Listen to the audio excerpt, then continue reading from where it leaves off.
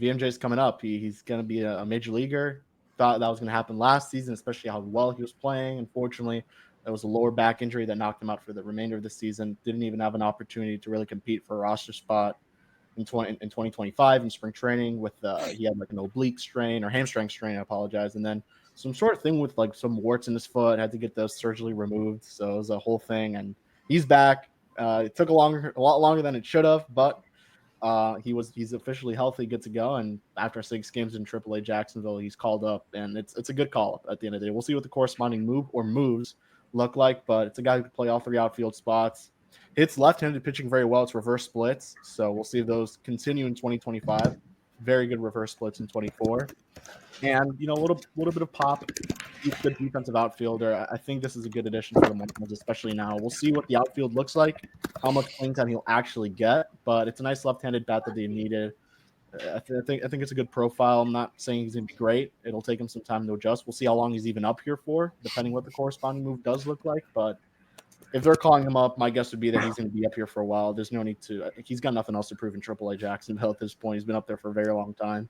No need to keep him down there. So let him see what you got. And this is the Marlins actually added VMJ to the 40-man. The Peter Bendix era added him there. I know just a little thing worth noting, but he's been with the team since 2018, signed for about $1 million out of Cuba. So, yeah, I mean, I guess first Cuban to be on the Marlins is Soler. So it's been a while, I guess, technically. And it hasn't been that long, but you're right. It's been years.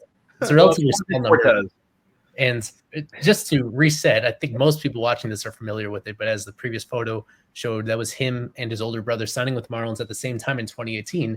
His older brother was the prospect. His older brother was the one that got a much larger signing bonus, the largest international signing bonus that any Marlins prospect has ever gotten. And his brother was a total flop. And yet the younger brother very steadily, as Kevin noted, since 2018, he's been around a while, but still only 23 years old, because at the time of his signing, he had just turned 16, just turned 17 at the time. And so it's been a slow grind, partially due to some of the injuries that Kevin pointed out, but none like severe career-threatening stuff. He still is a good athlete with a pretty well-rounded skill set. It's just not any loud tools. And if I could pull up his career stats, not any loud production on like a full season level since he's been in the minor leagues. It's a career OPS in the minors of 715. It's a career batting average of 254. It's 43 career home runs in the minors. And generally that gives you that usually represents the kind of ceiling that a player might have in the big leagues, which is why I think expectations are tempered for him, because the full season performance hasn't been there. It's been a little inconsistent. Even last year, when he was knocking on the door to being called up, it's because he got off to a very good start last season, and then he faded pretty rapidly in the middle of the year, then suffered that season-ending injury. The overall production doesn't wow you. And so I understand why there's been prospect fatigue, why he's number 19 on our list. He's lower on pretty much anybody else's list as well. We're kind of higher than consensus on him at this point, because I really just love his intangibles. I think he's an extremely smart ball player. And I think that there have been those stretches within seasons that lead me to think there's more offensive upside than the overall numbers would suggest. I think there's a scenario where he becomes an everyday corner outfielder for a period of time. That's kind of a best case scenario. I think realistically, he's just somebody that is in somewhat of a part-time role in those corner spots, but he plays better center field defense than you would think, just based on his raw speed, which doesn't wow you. He's just an overachiever. He's a guy that didn't know any English when he came over here, and he made it a point of becoming fluent very quickly in that. He's just extremely well-liked by his teammates, and this is just such a rare example of a homegrown Marlins hitter making it to this level. There have been so few of these guys. It's Javier Sanoja, who was drafted and signed and developed by the Marlins. And then outside of that, you have to go back a few years to find any sort of hitter that came through this organization start to finish instead of being acquired via trade. This is a very rare example of a hitter that they didn't totally mess up during the developmental process. And that in itself, I think, makes him pretty easy to root for. Sorry, Dan. Yeah. No, I was going to say Blede, but I want to add something to what Eli just said. By the way, you nailed it. Is that you have to give him a lot of credit, because this is a guy that came obviously with his brother, and it was basically an obligation for the Marlins to sign him in order to have Victor with the organization. It was basically you have to take them both of you. Don't take Victor, who was the biggest prospect in international baseball for some reason in 2018, right?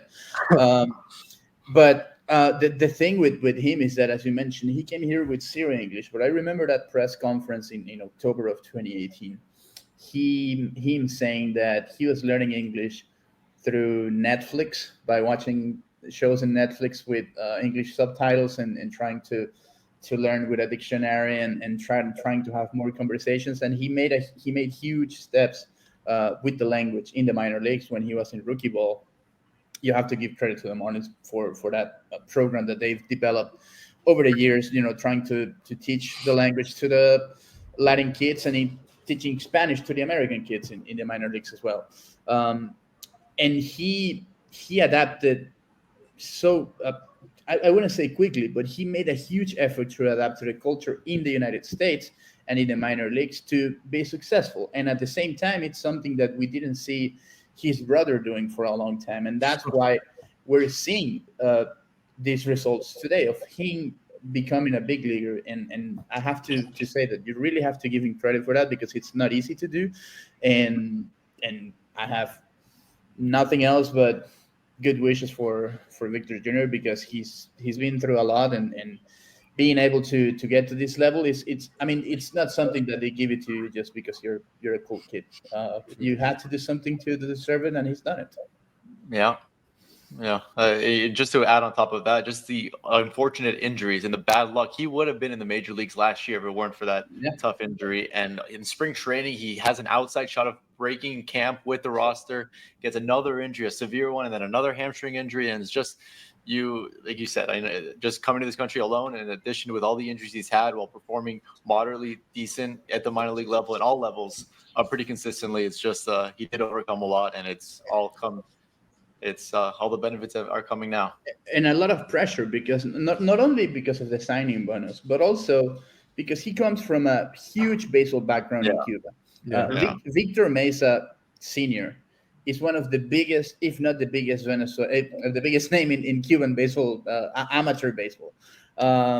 And he just had a lot of pressure from his dad himself to be successful. And he was always on top of him in workouts and tryouts and games and stuff like that. And he comes from, he's had the pressure from ourselves, and by ourselves I mean the local media and national media, but Cuban media and Cuban fans as well were expecting a lot from the Mesa brothers, and especially with Junior being the youngest one. You never know how a guy that young is going to handle that type of pressure, and he just did it by making a name of himself. And again, that's why you have to give him credit. And one thing to note there, just piggyback off of that, is like the pressure's still on, because now this is the first Mesa to make the major leagues. Yeah, and probably will be the only one to make the major leagues. So there's a lot of pressure. There's pressure since the moment he signed, and the pressure is going to continue because they're especially now, Miami, very Cuban heavy, population. They're going to expect a lot out of this kid, and it's the only one. So yeah, they know the dad, and now they're hopefully going to know. That's why he's the chosen one, and you can see that in his social media profile. I saw him a lot in working out with Jorge Rivera, his physiotherapist and personal trainer, to treat those injuries and to be ready for the season. Like he puts a lot of work in the offseason to be in good shape, which is why it was such a shame that he had that injury in spring training, because I don't think he would have a chance to make the opening day roster, but at least to make his debut a little bit earlier. I want to hear from Alex Carver, who just joined us, our resident minor league expert. You've been covering VMJ since he even got to the minors, I believe so, dating that back far, 6.5 years now in the organization, one of the longest tenured Marlins, also now getting a point to make his debut. Carver, what can we expect from VMJ? And maybe you can answer PJ's question. Speed, power, what tool maybe separates him to be able to get this call up? Defense is the main thing. His defense is for real. They needed a center fielder. From what I understand, is that they needed a center fielder. There are other guys in the minors that are deserving, but they don't play center field. Victor Mesa Jr. plays great center field. He is very, very, very good there. I fully believe that this will probably turn into the best defender on the Miami Marlins Major League roster because that's how good he is in center field. Does it all there. Speed, arms good, covers all the ground. He can play the corners if he needs to. So he's going to be easy to get into games. You guys kind of covered it. He's just gone through these injuries that have kind of limited his minor league time, which is why he's not here before now. The spring training injury this year was just horrible. I felt so bad for him. The pressure as well. You guys said it. I mean, like Kevin, you said it yourself. Like coming out of that signing, it's Victor Mesa, but really now we're talking about Victor Mesa Jr. as the signing out of those two guys. So I mean, there's pressure on yourself to come from the baseball background that he did, which Danny you mentioned, to carry on a legacy. And that starts now for this player. So I hope he's ready for this moment. I think that he is. The injuries sucked, but he's kind of just stuck through it. He's been through different coaching staffs. He's been through different front offices. Like it's been through different guys on the international side. Like there's just a lot of things to this player that have changed over time, but what's never really changed is work ethic. And he has a great work ethic. He's a good dude. And I'm proud that he's here because I'm going to be intrigued to see what he does in the major league level. This is cool.